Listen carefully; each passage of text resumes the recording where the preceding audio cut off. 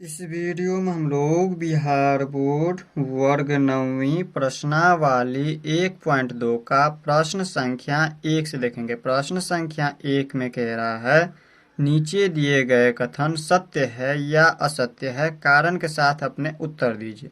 तो चलिए इन प्रश्न को हम समझते हैं अपने कॉपी में। तो यहाँ पर देखिए अध्याय 1 प्रश्नावली 1.2 और वर्ग है 9वीं।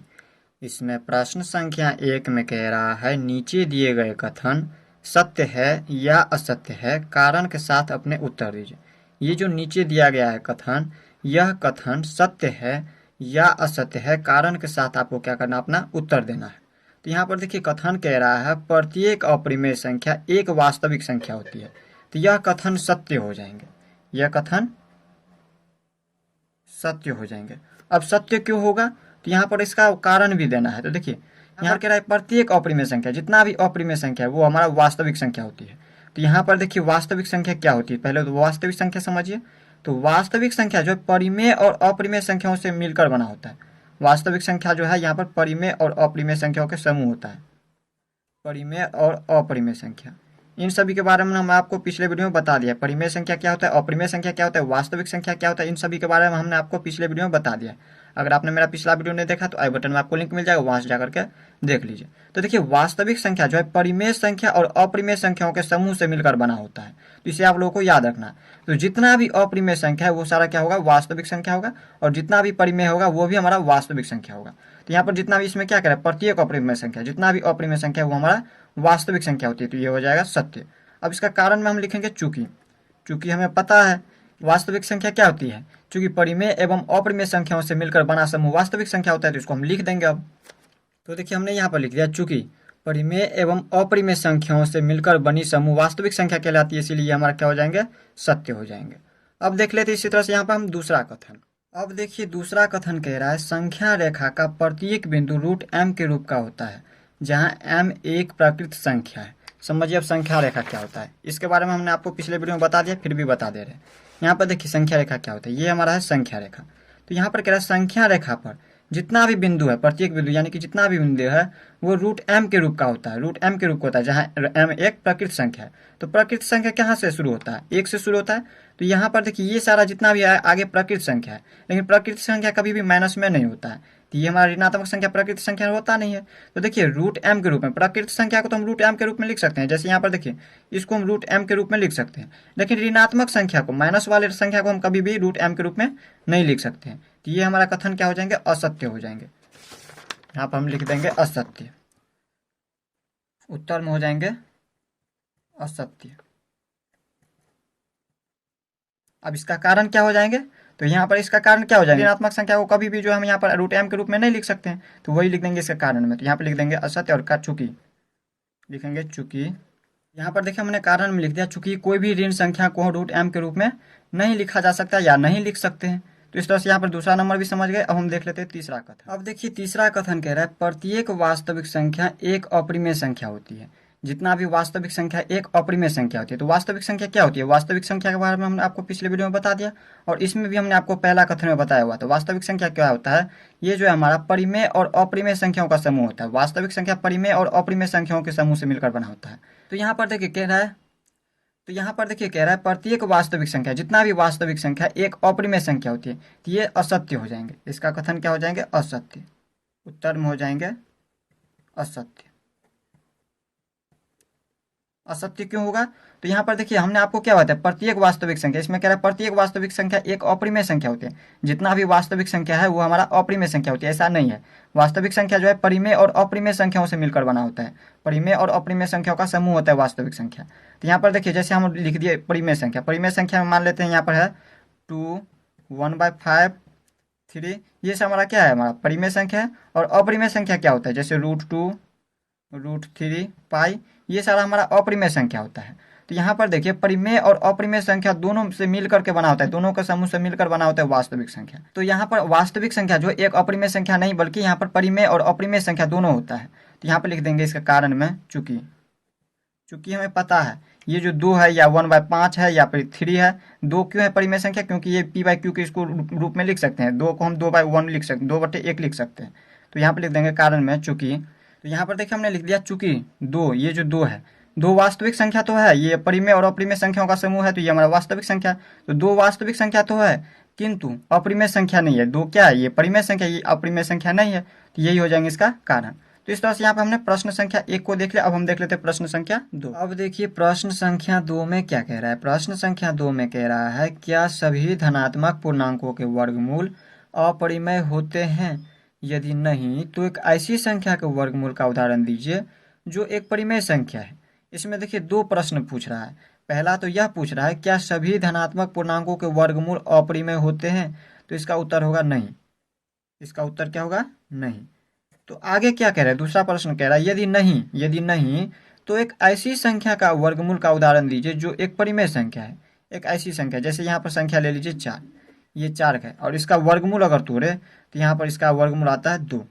तो यहाँ पर देखिए ये जो 2 आया है ये क्या है, ये हमारा परिमेय संख्या का उदाहरण है। 2 को हम 2/1 के रूप में लिख सकते हैं। इसी तरह से यहाँ पर दूसरा संख्या, जैसे इसका देख लेते हैं, अगर 9 का वर्गमूल, अगर इसका वर्गमूल अगर तोड़े तो यहाँ पर इसका आंसर आता है 3, जो कि क्या है, परिमेय संख्या है। इसी तरह का और भी संख्या ले सकते हैं, जैसे हम ले ले √16, तो इसका भी यहाँ पर देखिए तोड़े तो यहाँ पर आ जाता है 4, जो कि क्या है, एक परिमेय संख्या है।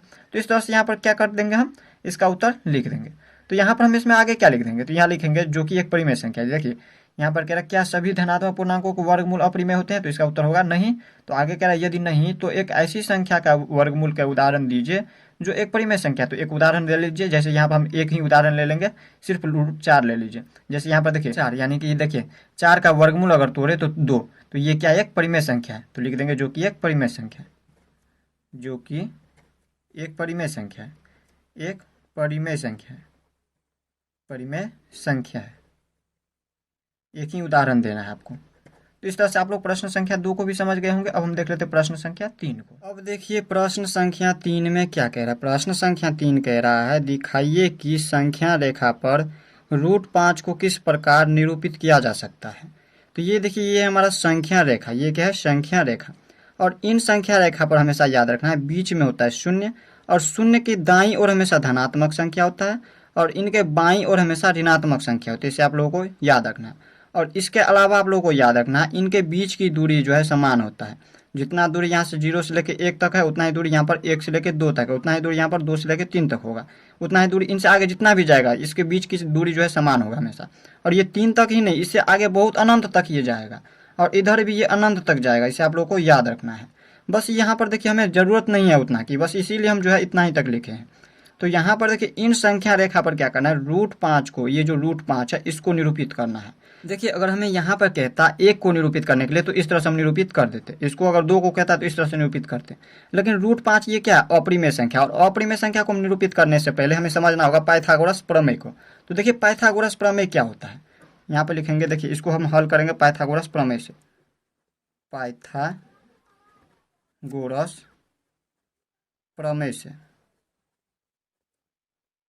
देखिए पाइथागोरस प्रमेय जो है समकोण त्रिभुज पर लागू होता है। तो समकोण त्रिभुज किस तरह से बनता है, ये है हमारा समकोण त्रिभुज, ये होता है समकोण त्रिभुज। तो यहाँ पर देखिए जिस पर ये 90 डिग्री का कोण बन रहा है वो इसका लंब होता है। ये क्या होता है, इसका लंब। और यहाँ पर जो सबसे बड़ा भुजा होता है, जो सबसे बड़ा भुजा होता है वो इसका होता है कर्ण, और जो बच गया वो होता है इसका आधार। ये हो गया आधार। और इसमें आप लोगों को याद रखना पाइथागोरस प्रमेय में समकोण त्रिभुज में होता है, सूत्र होता है कर्ण स्क्वायर बराबर, कर्ण स्क्वायर बराबर होता है सूत्र आधार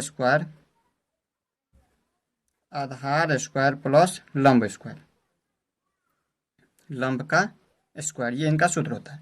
और कर्ण बराबर, ये तो कर्ण स्क्वायर का सूत्र है, और कर्ण बराबर सूत्र होता है रूट अंडर में, इसी को हम रूट में लगा देंगे, आधार का स्क्वायर प्लस लंब का स्क्वायर, लंब का स्क्वायर। इनमें हम क्या करेंगे, अगर इसमें से स्क्वायर हटाएंगे तो इसमें रूट लगा देंगे, ये इनका सूत्र होता है। तो देखिए यहाँ पर √5 को इस संख्या रेखा पर निरूपित करने के लिए आप लोगों को पहले इधर समझिए।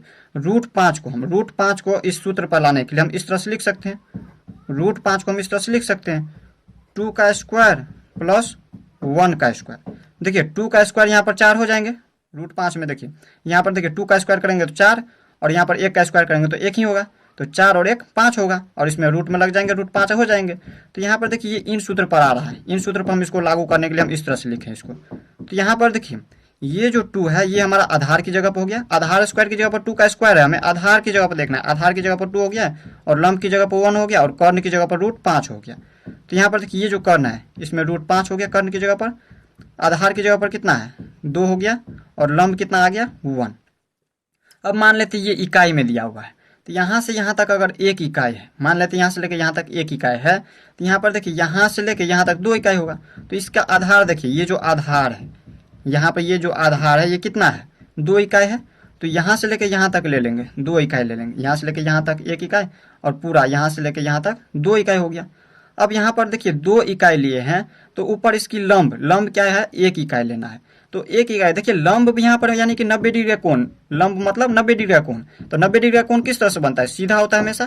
तो देखिए इसको हम चांद की सहायता से समझते हैं। यहाँ पर 2 इकाई पर लेना है, यहाँ पर 2 इकाई पर रखना है इसको इस तरह से क्या करना है 2 इकाई पर रखना है अच्छा से। और यहाँ पर क्या करना है सीधा इस तरह से, यहाँ पर ये यहाँ आता है। तो यहाँ पर देखिए इनके सामने से यहाँ पे सामने से मिलाना है, 1 इकाई लेना है, 1 ही इकाई, ज़्यादा नहीं जाना है। और इसको हम सेंटीमीटर में माने, सेंटीमीटर को 1 इकाई माने। तो 1 सेंटीमीटर को हम 1 इकाई माने तो 1 सेंटीमीटर ले लीजिए। यहाँ पर 1 से 2 तक ले लेते हैं तो ये हो जाएंगे 1 इकाई। और इधर पॉइंट से मिलाइए, देखिए यहाँ पर 2 इधर पॉइंट है, 2 को और इधर इस पॉइंट को मिलाइए और एक यहाँ पर 1 इकाई ले लीजिए और यहाँ पर 1 सेंटीमीटर इस तरह से ले लीजिए, इस तरह से ले लिए। और इसको क्या करेंगे यहाँ पर देखिए ये हमारा इसकी लंब है, लंब 1 इकाई लिए, इसका आधार 2 इकाई है, यहाँ से लेकर यहाँ तक ये हमारा 2 इकाई है। और यहाँ पर इसको जब मिला देंगे, इसको जब इस तरह से यहाँ पर मिला देंगे, 0 से यहाँ पर 2 इकाई को हम मिलाएंगे इस तरह से, तो इस तरह से समकोण त्रिभुज इसमें बन जाएंगे। इसको इस तरह से मिला दीजिए। अब ये जो मिलाए हैं यही हो जाएंगे इसका √5, ये हो गया √5। अब देखिए ये तो हमारा √5 ये हमारा समकोण त्रिभुज इस तरह से बना, इस पर आया हुआ है। लेकिन इन संख्या रेखा पर क्या करना है √5 को निरूपित करना है। तो इन संख्या रेखा पर √5 को निरूपित करने के लिए क्या करेंगे, यहाँ पर देखिए इस तरह से क्या करना है, ये जो प्रकाल की नोक है इसको यहाँ पर 0 पर रखना है।